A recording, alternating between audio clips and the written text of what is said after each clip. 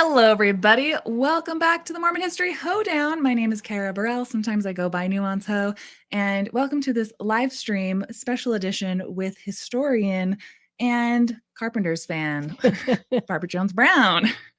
Hi. Hi. We were just singing Goodbye to Love over the course of the last few minutes. It's rare I run into somebody else who knows all the words to the Carpenters. It was kind of beautiful. It was a good introduction to saying goodbye to me as I leave a little bit for a couple months for the summer. But before I leave, I asked Barbara to come back in so that we could do a continuation of our series on the Mountain Meadows Massacre. So if you are familiar with Barbara Jones Brown already and this amazing book that she co-authored with Richard E. Turley Jr., Vengeance is Mine, The Mountain Meadows Massacre and Its Aftermath, we've been doing a multi-part series on my channel. We had to take a break for a couple months and just to, listen to the Taylor Swift album, I think.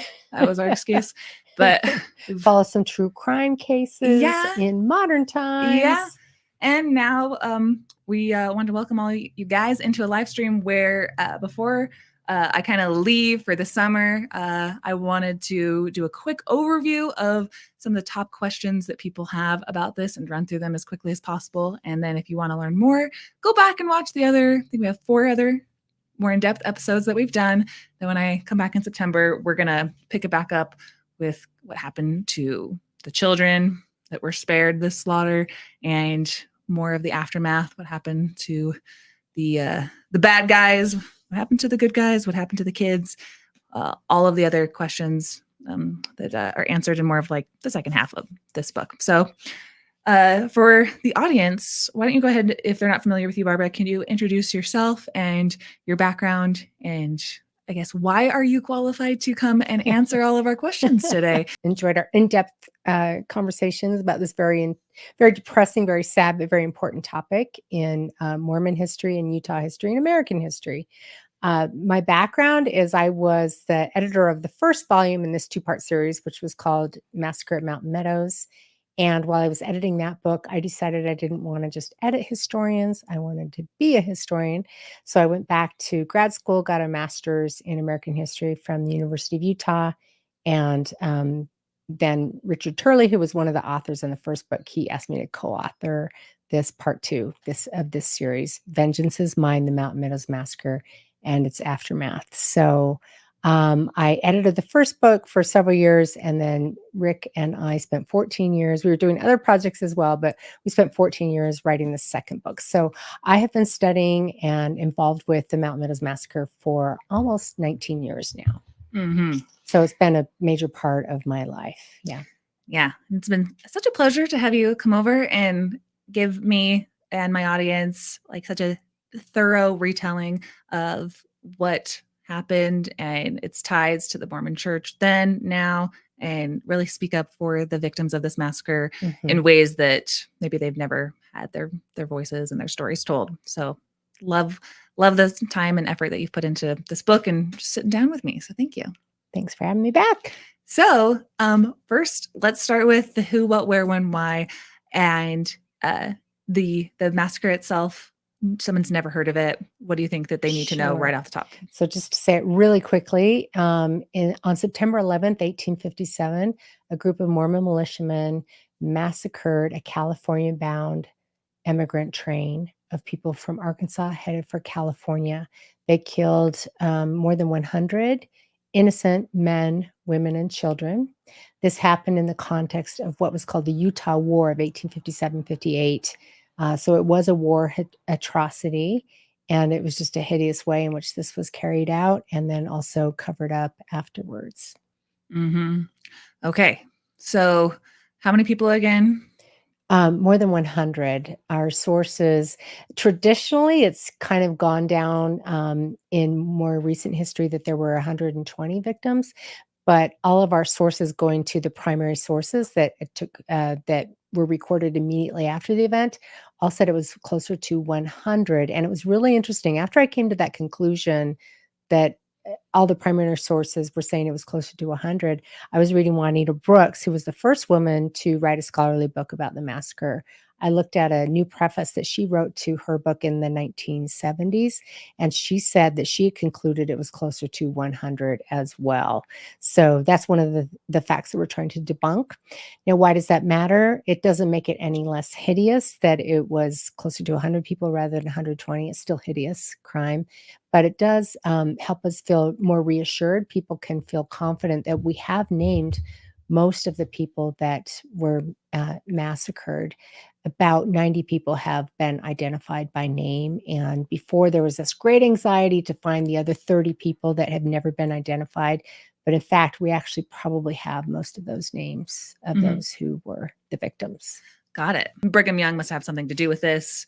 Who were the perpetrators in this, and how much did Brigham Young, the prophet of the Mormon Church at this time, what role did Brigham Young play, and what role did the other church leaders play? How much blame, especially, can we historically accurately place on the prophet of the church? Sure. So Brigham Young at the time was the president of the Church of Jesus Christ of Latter-day Saints. He was also the governor of Utah Territory. So obviously he was very powerful.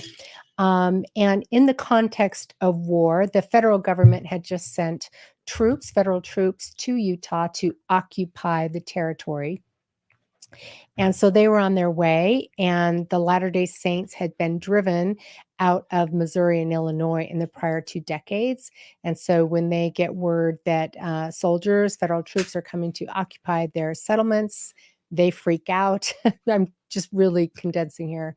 But they don't want those troops to enter. And so Brigham Young comes up with strategies to try and keep the troops out of Utah Territory. And ultimately, those do work for a time, but sadly, the repercussions were that there was this horrific massacre of innocent people who were in the wrong place at the wrong time.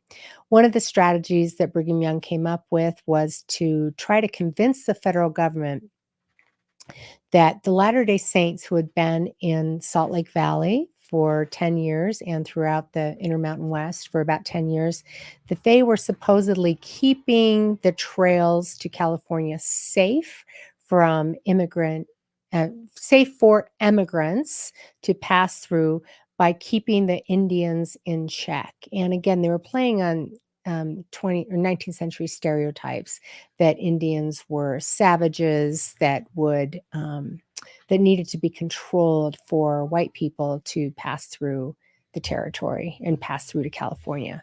So Brigham Young came up with a strategy where he said, he threatens the federal government, and he says, if you continue to send troops here to occupy Utah, then the Latter-day Saints, we will hold the Indians back no more, and essentially all hell is going to break loose. And emigration across the continent will no longer be safe. Privately, he is encouraging local tribes in what was the Great Basin of the West to raid immigrant wagon companies. And so several of these raids take place throughout Utah Territory between September 7th and October 3rd, 1857. In only one of these attempted raids of cattle does something go awry. The cattle aren't just run off, but several immigrants are killed in this event, and they find out that it's not just Native Americans, but white Mormons are involved in these cattle raids. And so the local leaders in Southwest Utah, they make the horrific decision that they need to wipe out all the witnesses of their crimes, and except for the children who are too young to tell tales. They then use deception to pretend that they're there to save these immigrants who had been under siege, and they pretend to be there to protect them. They draw them out of their encircled wagons, and they massacre all of them except for 17 young children aged 6 and under. So that's telling it all very quickly in a nutshell, and I hope that if people want to dig into it, they'll pick up the book and to learn more. And go watch the episodes that we already did as well. Yes. We are doing a live stream right now, so thanks you guys for tuning in. Hijinks do happen when we're doing live streams. So right before we started, Barbara's the second microphone wasn't working, and then now all the cameras are turning off because this room is hot because it's 80 degrees outside. But yeah, thank you for all of that context, and thank you guys for writing in. Again, I'm going to try to get as many questions in as possible. So where my mind goes is whenever I hear people talk about the Mountain Meadows Massacre, especially from like an ex-Mormon's perspective, they want to go straight into like Brigham Young, horrible guy. I have strong opinions about the fella for sure. And so what you just described is a lot more complicated than just Brigham Young being like, I hate everyone who's brown. I hate everyone who's coming into our territory. I just love marrying as many wives as possible, kill anyone. But what your book explains and what talking to you helps me understand is for all of Brigham Young's problems, you can't quite pin that he was just ordering this massacre just because he's a bloodthirsty, kind of iron fist psychopath or something. Yeah. So from your perspective as a historian, what misunderstandings do you feel like come up a lot that kind of need to be squashed in addition to everything you just shared? Well, I appreciate what you said because I think it's just far more of a nuanced story than that. Just like, okay, Brigham Young's this bad guy. He just wants to wipe people out and kill people.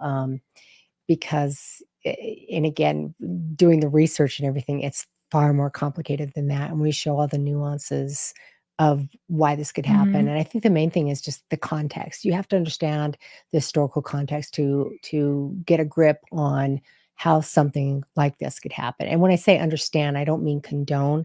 I mean understand in order to like comprehend how something as hideous as this can happen. You have to look at all the context that's going on, and that's what we try to do as historians and what we try to share with people through our work, through this book. So yeah, did Brigham Young do a lot of things that contributed to it? Absolutely.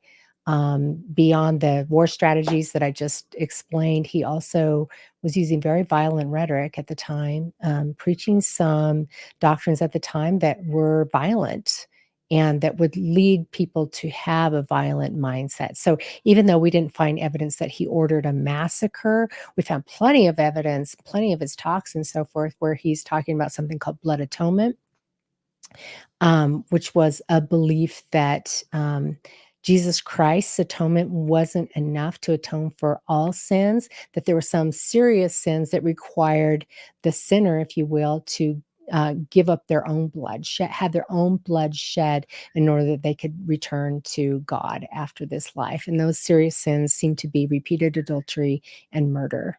So he's talking about blood atonement, and it's pretty chilling. We have some quotes from him. There's something called the Mormon Reformation that's going on, which was religious extremism, if you will, of the 1857 and 58. And so we show how violent rhetoric and kind of extremism and extreme beliefs can ultimately lead to violence. And we see some of that going on in modern times as well, I think. You've been watching my Tim Ballard stuff, haven't you? I've been following the Chad Daybell, Lori Vallow case, your Tim Ballard work that you've done, which is excellent, Kara, the Jody Hildebrand, Ruby Franke thing. And it's scary. It's scary to see how sometimes extreme beliefs can lead to horrific consequences for people. Yeah. One person asked, I think Richard asked, have they taken blame and apologized and maybe offered reparations? So yes, in the years since, what does the Mormon Church atone for? Yes. So I don't work for the church and I don't speak for the church, but I have observed what the church has done. And the first thing is that they funded all of this research, church leaders, in that my co-author, Richard Turley, went to church leaders in 2002 and said, look, we're never going to move past this horrific crime by continuing to just sweep it under the rug, not talking about it, just hoping it'll go away. The only way you can move past something like this is to shine all the sunshine you can on the topic, do all the research you can, and then just lay it out there and share it with people. And so he was the managing director of the LDS Church's history department at the time. When he sought the funding, approval to go forward with these books, he received that funding. And, the thought at the time was, okay, it's been almost 150 years. Let's move on. It's time to talk about this. And so starting with these books and that research that was funded, it's very forthcoming. And again, I hope everyone will take the time to dig into the subject more. Um, and then, reaching out to descendants of victims. We started going back and forth to Arkansas and having friends from Arkansas that we were making come out to visit us in Salt Lake City and started these exchanges. And we would say to descendants of the victims, those 17 surviving children, what do you want? What can we do for you? What can we do for reparations and reconciliation? And they would always say two things. They said, tell the story, make sure our ancestors are never forgotten, tell the truth about our ancestors, and share that our ancestors weren't bad people, that they did nothing wrong.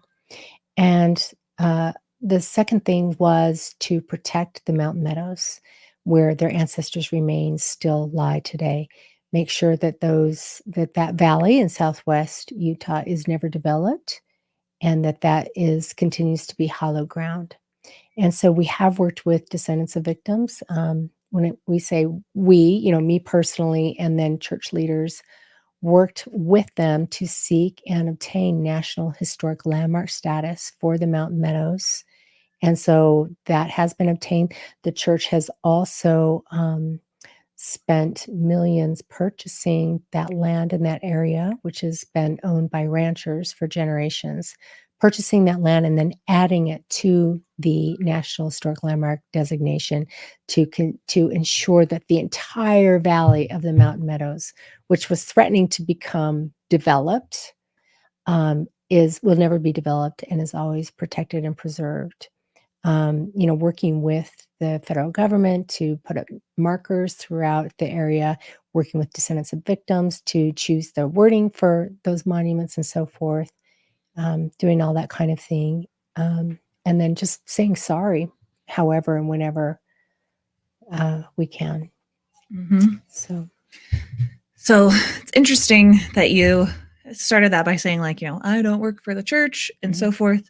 I'm curious if, in my little conspiracy ex-Mormon brain, is there a way that the church, though, could do more to apologize, instead of kind of putting it onto people like you or Turley for taking responsibility for writing these books?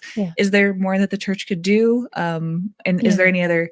I'm curious what the criticisms are from all different types of camps, maybe of this situation, of what more could be done. Sure. But you can answer that however you want. So that's a great question. And there was an official statement given by the church. It was given, this was in 2007 at the 150th anniversary of the Mountain Meadows Massacre. There was a large ceremony held, and again, in conjunction with the descendants of the victims, the leaderships of their groups, leadership of the Paiute people, and National Park Service folks and so forth.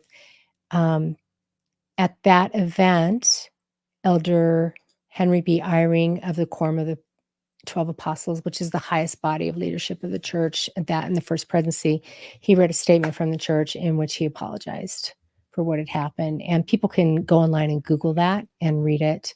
Some people feel like it wasn't strong enough. I was there. I heard him read those words. I saw him crying as he's reading those words. Wow. and sharing that. And I was very moved, and I felt like it was very strong. But again, people can Google it and read the entire thing, that official statement. That statement is on a plaque at the Mountain Meadows today, so people can read that statement themselves there. And I think, again, actions always speak louder than words. And I think the efforts that the church has gone to preserve the entire valley of the Mountain Meadows forever speaks volumes. Yeah. Wow. It turns out that the crowd that we have here in the live stream right now, everyone be nice. Barbara's my really good friend. And I am the new one. So after all, it's kind of a funny position that I'm in where my content lies and things, because I absolutely think that from everything that I've read your book multiple times, probably in reading it once and then reading it again as we prepare, and then really understanding what you said a couple podcasts ago, where the church, there's they really don't have anything to lose, and they do have something to gain. So even I think like the snarkiest of ex-Mormons can understand the church actually has a lot to just gain by letting people talk about this. The matter is, it's been hundreds of years since this happened, and I think it benefits everyone. If it benefits the church to like give you and everybody access to these documents as much as they can, it's at least, I guess, a benefit of something that they can do to close this matter, expose it as much as possible. And there was a time in which it made sense for them in their minds to hide this. Yeah, And absolutely. now at this Yeah. point, I think it just benefits everyone to talk about as much as possible. Yep. I don't have the snarkier, more ex-Mormon opinions that some of you guys that might be having in my chat have right now. So please ask questions, and please do not accuse Barbara of any kind of like ill doings of conspiring with the church to hide anything, because I don't think that's the case here. If anyone thinks we're hiding anything, they haven't read our book. Yeah. Yeah, I mean, you've read It's it. It's brutal. It's brutal. It's pretty damning. It doesn't make the church look good. It does not make Brigham Young look good. It doesn't make anyone look good. And so I would just invite people to read the book. And, if you still, draw those conclusions, that's fine. You can. It doesn't matter to me. But I would just hope before you jump to conclusions that people would read the book and engage with the history, engage with the sources. Yeah. Context and nuance. And I have absolutely no doubt in my mind that when, Brigham Young was trying to do the different things to move the Saints west, I feel like I know Brigham Young backwards and forwards and the differences between him as a leader and Joseph Smith. And I can completely understand that with everything given with who Brigham Young was and his character, still for political reasons and just as a human, finding out that 100 people had been slaughtered and not believing the other bros that come to him and say, actually, they were the people who killed Joseph Smith, or actually they cursed like pirates. He did believe them. Yeah. Like the amount of like nuance that it takes to kind of unravel. Like, I do understand at some point Brigham Young was like, bad choice. I still think we should out of did we make there's a lot of instances in the book where I feel like Brigham Young's going like, not super excited about this massacre. Oh yeah, absolutely. I mean, it's a monkey on the church's back. Yeah. Will always be. It's part of the eldest church's legacy. Mountain Meadows, polygamy. Yeah. So no, I mean, if this hadn't happened, the Utah War of 1857 to 58 would have just been forgotten. No one would even talk about, or only like the nerdiest, wonkiest historians would even know about the Utah War. Mm-hmm. But because of this horrible, horrific war atrocity, that has stained the legacy of Brigham Young and of the LDS Church for generations, and it will always be there. Mm-hmm. Yeah. Yeah. Mm-hmm. On that fact, yes. And then also, do you think, because the sense I'm getting from the book is when the massacre has been reported to him and he's like, I need to go lay down. Do you think as just a basic human, he's like, mothers, children ripped from babes' arms, bludgeoned over the head, people shot point blank range, 100 people, all, buried with freaking the crows probably coming and picking at their flesh. Oh, yeah, it's the actual slaughter of the slaughter. I get the sense that Brigham Young's like, this is my most Christ-like overseeing right now. I'm not feeling good about this. Yeah, well, and we go into detail on what John D. Lee, who's one of the perpetrators of the crime, what he reports to Brigham Young in Salt Lake City on September 29th, 1857.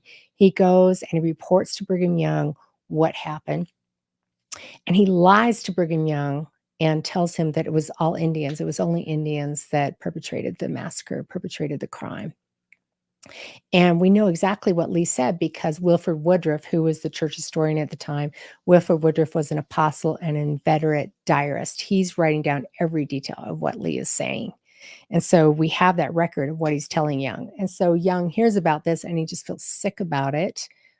Perhaps, and I'm speculating here because it's not in the source, but perhaps he feels sick about it because he had been encouraging this cattle raiding by Indians. Perhaps he is realizing that as a result of that policy, it led to this horrific massacre. We don't know. But we also know that over time, he is told such horrible things about these immigrants that he comes to believe that it was God's hand that led Indians to wipe out these people. Really? Yeah. And that's Mm. when we come back in September, we can talk more about that. But in Mhm. 1861, there's an incident where he's visiting the scene of the scene of the crime, and an army contingent has created a mass grave and a monument to these victims, a pile of stones with a cedar cross coming out of it, and the army writes across it, "Vengeance is mine, and I will repay, saith the Lord." That's where we get the title for our book. And Brigham Young says, and again, this is when Wilford Woodruff's diary, who's with him, Brigham Young looks at it and says, "It should say, 'Vengeance is mine, and I have taken a little.'" So he Mm. comes to believe that these people did deserve what happened to them. Interesting. Yeah. Mm. Mhm. Mhm. So maybe to assuage his immediate guilt of oopsie daisies, well, they Yeah. deserve it. Yeah, it's Yeah. so interesting. That's why the Yeah. book is so long and detailed, because the yeah, the ways that things developed over time. Mhm. I think just the psychology of like religious extremism, this is like a textbook Yeah, in it. absolutely. Yeah, I mean, there's so much that people can learn from reading this book about the dangers of extremism. Mhm. Whether it's political extremism, religious extremism, just any kind of extremism, it often leads to violence. And that's what I hope The that people ends. take away from this is learning to avoid that, learning to watch for that and avoid that. Mhm. Yeah. Brigham Young also does say he doesn't want to hear, like, he hears about the massacre, he hears all the details, and then he says, I don't want to hear about it anymore. I don't want to talk about it anymore, because he can't handle thinking about it. He's interestingly enough, earlier he had said the same thing about the assassination of Joseph and Hiram Smith. He says, I can't think Ooh. anything about that. I don't want to hear about that anymore. So it's just kind of like he doesn't want to think about the violence. He wants to put it out of his mind and not Mhm. talk about it. Mhm. Yeah. Well, let's talk about the violence then that Brigham Young Sure. didn't want to talk about. Absolutely. That's what we're here for. People are loving Yeah. you as Oh, my they regular are? reoccurring guest, Oh, that's and nice. Thank if you. there's ever a point in time where we want to talk about anything else, we Oh, can I we could can talk about girl talk about all kinds all of. kinds of aspects of history. We I can love just it. karaoke the Carpenters, and I hope people will tune in. Which we were doing right before we started. Yes, we Yes, were. we could do that. Tim Ballard. If you ever want to get Oh, on and just we talk about Visions of Glory and Tim Ballard stuff too, love to talk about that. But let's talk yeah. about the violence aspect of it. So this is a quick facts of what people need to know, that if they watch no other of our podcast series, they can get kind of a good download of what happened, where, who, what, and what the most important takeaways are. So you can tell me what other aspects of the who, what, where, when. My mind goes to perhaps the place in southern Utah that it happened around Cedar City, and the wagon train that was coming in. So do you want to tell a little bit more about the story of the who, what, where, when of the actual massacre, and until we run out of time, and then anything else that you think, Sure. you can Well, leave people with. so one thing that's really interesting to me, and I do think it's just coincidental, but maybe there's some, you know, historical reverberations. I don't know, but actually the massacre happened closer to what is today St. George, Utah, than Cedar City. St. George didn't exist yet in 1857. There was a little settlement called Washington or Adair Springs. So there's today you can go to Washington, Utah, but that's where these settlements started, and then they kind of spread from there, and then later became St. George. So you had Santa Clara existed in 1857. It was just called the Santa Clara Fort. And then you had Washington or Adair Springs that existed in 1857. And perpetrators of the crime, militiamen, came from both of those settlements as well as from Cedar City. But those two smaller settlements were closer to where the Mountain Meadows occurred. If anyone ever wants to visit the Mountain Meadows, I encourage you to do so. It is about a 40-minute drive north of today's St. George. But if anyone's been following modern true crime of Mormons who are involved in extremism, you will know that the kids who Ruby Frankie's children who were found and who were being abused in Jody Hildebrands' house, that house was in Ivins, Utah, which is not that far from where the Mountain Meadows massacre took place. Also, Chad Daybell and Lori Vallow met first met at one of these prepper conferences in St. George, Utah. So I think it's kind of interesting. I mean, definitely people describing Southern Utah in the 1850s, people in Salt Lake City describing people in the Southern settlements in the 1850s said that they're the more extreme element among us today in the 1850s. So I don't know, coincidence, maybe not, but I know a lot of crazy people from St. George, and I won't name names. I want to be nice because Everyone I leave have them friends. in the comments. I have friends in St. George. I love St. George. I love St. George. I know a lot of wonderful, Well, there's some wonderful people people who there. have to But keep it the is town interesting that together. there are these interesting, elements of this more recent crime that's been near St. George as well. So it's interesting. But I heard Tim Ballard stopped at a gas station there once. Just kidding. I'm telling you, if you live in St. George, you are holding down the fort if you're watching this channel. I know that much. But the heat makes people do crazy things. Who knows? I love St. George. I need to say that. I want to be careful and I do have dear friends there. But anyways, just because you want to stay at their timeshare doesn't mean we can't say there is a problem going on in Southern Utah. There always has been. just saying what the historical sources said about the Southern settlements in the 1850s. But this wagon train of folks, they were coming from Arkansas. They were trailing a large herd of cattle headed for California to start a new life there. And back then, the trail that led through Utah to Southern California is essentially I-15 today, for those who are familiar with Utah. And so this group, they came into Salt Lake City, traveled down what is essentially I-15 until you get to Cedar City.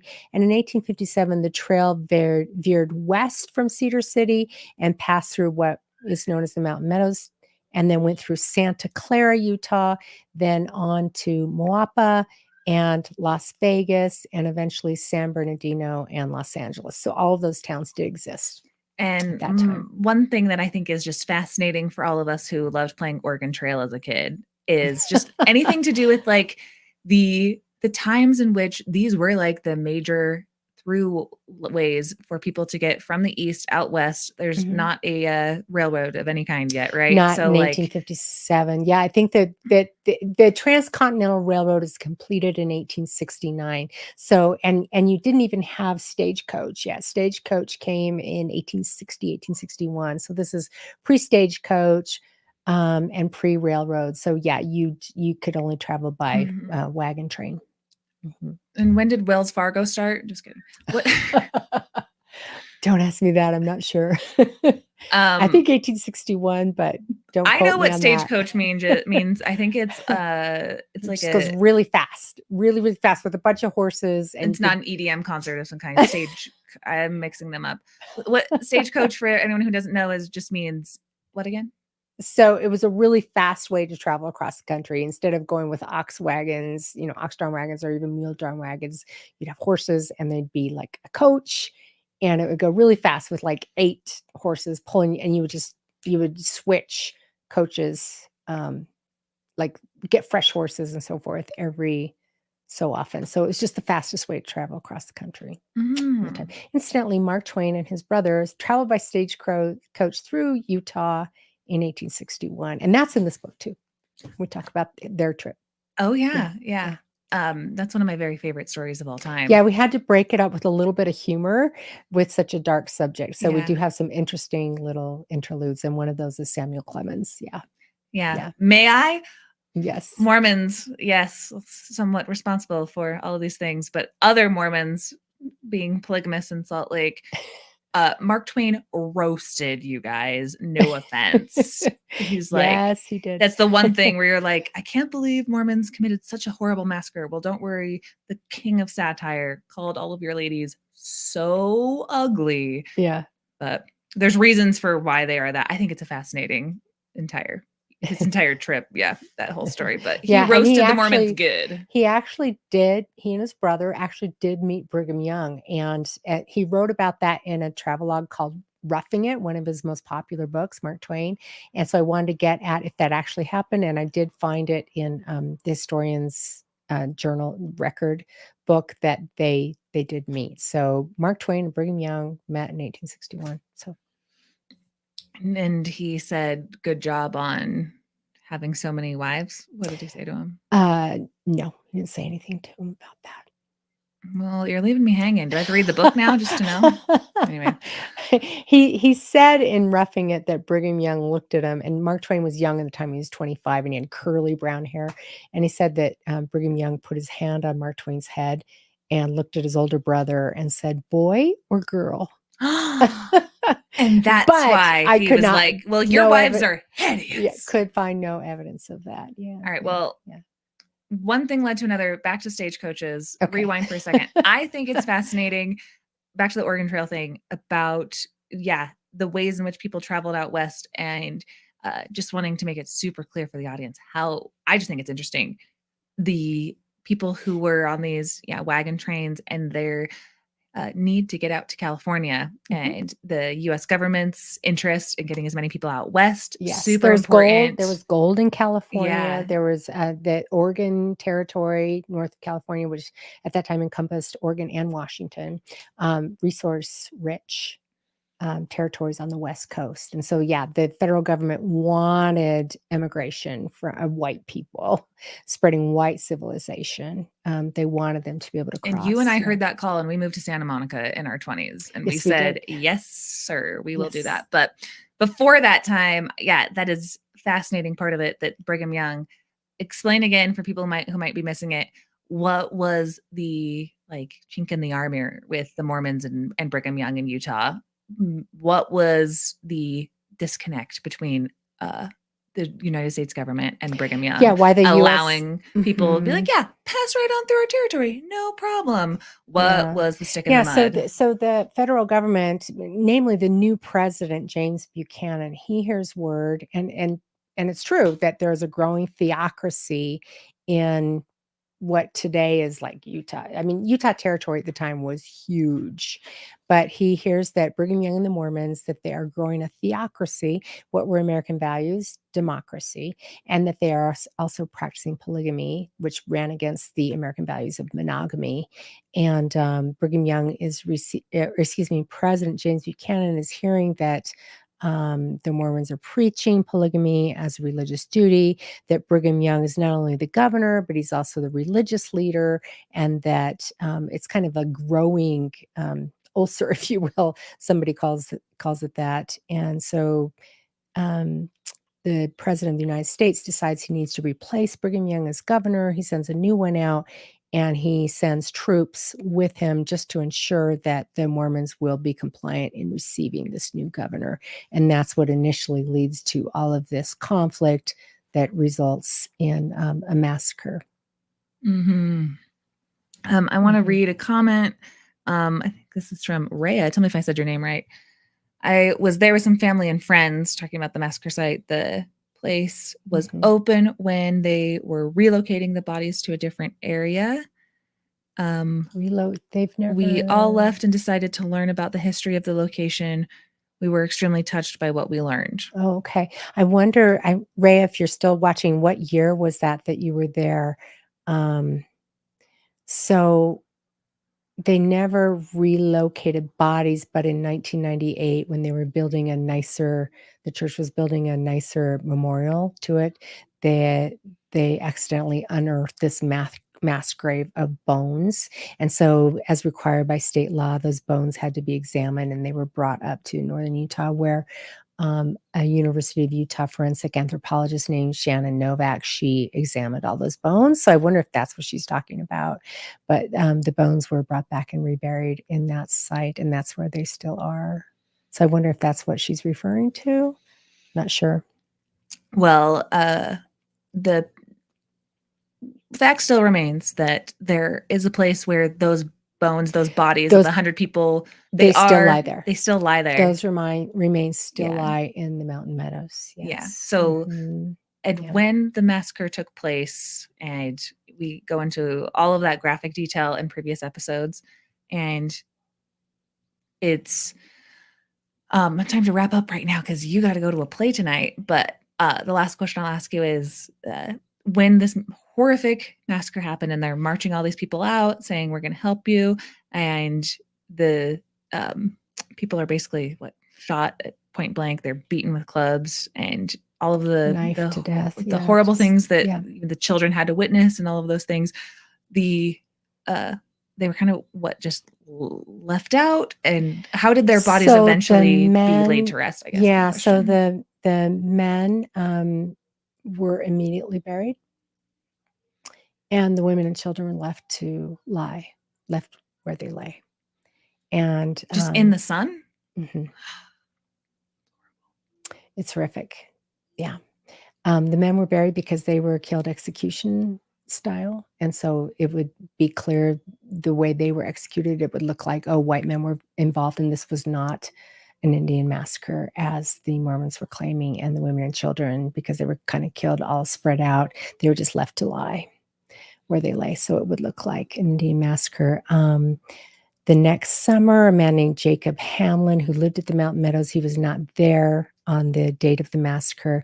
He does a superficial burial, and then in 1859, federal troops come into the valley, gather up all the bones, which by then have been strewn across the valley by scavengers, by wolves and coyotes.